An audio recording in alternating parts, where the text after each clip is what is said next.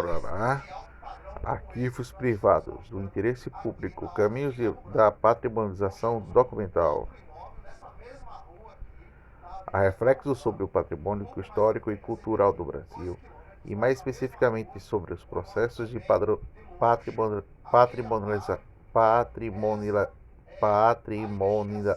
patrimonialização dos arquivos privados em instituições de preservação e salvaguarda de bens culturais, consideramos como suporte de memória nacional desde os finais do século XX e tem adquirido espaço de análise e discussão do território do, da discussão da historiografia brasileira. Nesse sentido, este artigo presente discute as ações relativas ao patrimônio documental e nos processos de patrimonialização relacionadas aos arquivos privados, apresentando ao IFAM, Instituto de Patrimônio Histórico e Artístico Nacional, e CONDEF, Conselho de Defesa do Patrimônio Histórico, Arqueológico, Artístico e Turístico do Estado de São Paulo, sobre as citações do tombamento do CONAC, Conselho Nacional de Arquivos. Solicitações de declaração de interesse do público social. Pretende-se refletir, primeiramente, sobre os conceitos e normas fundamentais e nos instrumentos legais em que se articulam ações sobre o patrimônio documental do arquivo privado do país. Posteriormente, faremos uma breve análise do processo de tombamento e de declaração de interesse público social que trata, respectivamente, as ações relativas aos arquivos pessoais e aos arquivos institucionais e das entidades sociais. Caminhos da concepção, diretrizes do patrimônio e documentação do Brasil. A ideia de patrimonializar a cultura poderia ter considerado relevância para a entidade nacional e o ganho de relevância ao decorrer do século XIX, principalmente na Europa Ocidental, articulado pelos processos de organização e afirmação do Estado nacionais modernos do processo de construção da ideia de nação, como afirma Raban, para que fosse possível legitimar as instituições do Estado de relações de autoridade. É preciso inventar tradições para as quais as comunidades identificar na construção do ideário de uma sociedade una e harmoniosa. O Estado-nação preocupou-se em legitimar por meio de símbolos, artefatos, monumentos, entre outros. E com isso surgiram políticas públicas de preservação e salvaguarda de bens culturais, considerando o patrimônio histórico e cultural pelo Estado Nacional. Segundo historicamente Célia Reis Camargo,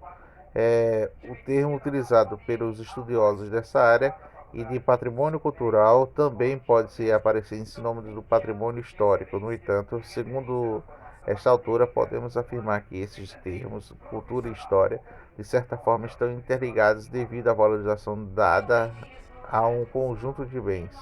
selecionado por valores históricos, artísticos e culturais registrados ou tombados pela instituição Preservação e Salvaguarda do Patrimônio Cultural. Para Célia, adotar a expressão patrimônio histórico significa fazer menção de um vasto universo, bens de valor informado permanente para o conhecimento da realidade social, presente independentemente de outros valores que lhe possa atribuir, incluindo o valor artístico, significado de referência aos bens, objetos, textos e edificações, obras de arte, artefatos em geral, livros, sítios, afins, de todo e qualquer registro material em que possa encontrar. No caso do Brasil, a institucionalização de uma área do patrimônio nacional começa a ser efetivamente no Decreto de Lei 2530 de novembro de 1937, a Organização de Proteção do Patrimônio Histórico Artístico Nacional, através da criação do Serviço de Proteção do Patrimônio Histórico Artístico Nacional, SPAN. A criação do SPAN, como dimensão de projeto nacional, estão envolvidos enunciados à unidade nacional que era incompatível com as diferentes expressões culturais da nação. Nacionalizar de 30 a 40 significou impor unidade, impedindo que qualquer feição do plural nacional, que deve se sintetizar em uma única brasileira. A história de Der Nelon indica que aquele momento histórico e as suas intenções marca de forma profunda em concepções do patrimônio até hoje vigentes as políticas de cultura do país, assinando também que, a partir da criação do SPAN, uma das características mais das ações do patrimonialização e predominância do patrimônio edificado em igrejas, capelas, quartéis, fortes, cadeias, palácios, casas de câmara, casarões, como símbolos do passado da nação, precisamente do caráter institucional da experiência brasileira no que se diz a respeito do patrimônio histórico. Julgamos importante localizar o discurso de Fanon. Fanon afirma que, ainda que as políticas públicas relativas ao patrimônio da cultura histórica não devem ficar restritas às técnicas e critérios de identificação de preservação e os seus conceitos, é preciso politizar o tema, conhecido como condições históricas, que se forjaram muito de suas premissas. Com isso, esperamos retornar ao sentido do patrimônio histórico que permita atender com a prática social e a cultura em diversos, múltiplos agentes social que luta para concretizar esses diferentes sujeitos históricos, assumindo formas diversas, resultando em diferentes memórias e passando com que sua diretriz geral, a cidadania cultural, envolve também questões pertinentes à preservação do registro da memória. Ainda segundo a autora, para o predomínio desse tipo de patrimônio com a marca das elites, acabou colocando o esquecimento a memória que o grupo popular se destaca com a representação de elementos da cultura erudita, como conhecido muitos intelectuais profissionais da área, e o único tipo de política acabou a privilegiar monumentos de bens arquitetônicos como patrimônio nacional. Porém, atualmente a política ampliou o conceito de patrimônio de cultura aos poucos,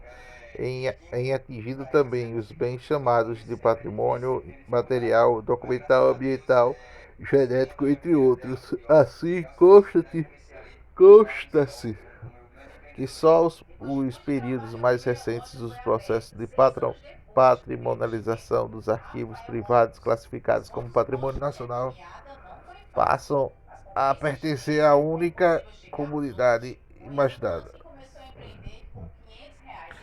Nesse percurso, o patrimônio documental sempre teve marginal, indica Camargo. Ao longo do século XIX e XX no Brasil, o patrimônio documental propriamente dito,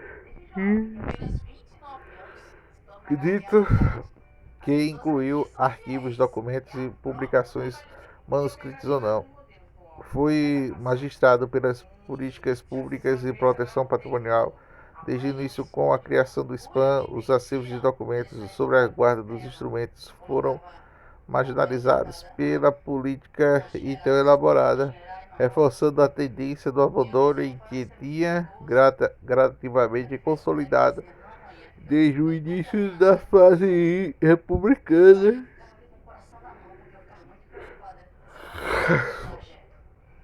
Em texto recente, Heloísa Belotto discute a questão de marginalização do patrimônio documental de instituições culturais que propõem conjuntos de documentais reunidos em arquivos permanentes, também chamados de históricos. Também tem constituído patrimônio documental institucional municipal, estadual e nacional. Estou cansado.